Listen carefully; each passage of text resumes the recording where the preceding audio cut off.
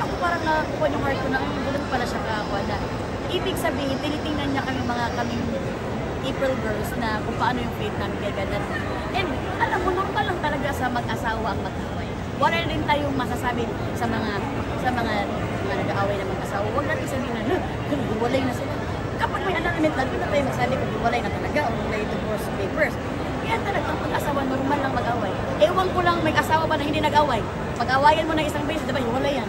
Diba? Mas okay lang mag-away kasi doon na matitest ang inyong relationship.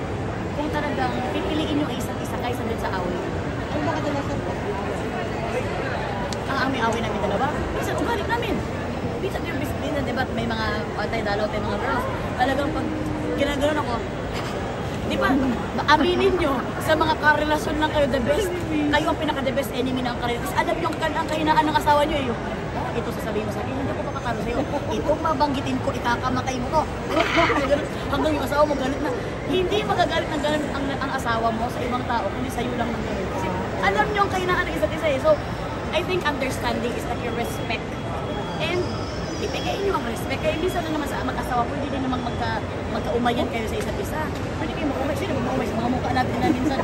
Sumubura na rin tayo sa buwan, di ba? So, irespeto muna, magpalamig muna, tapos sabihin. Pero hindi naman ako sa yan ng tao.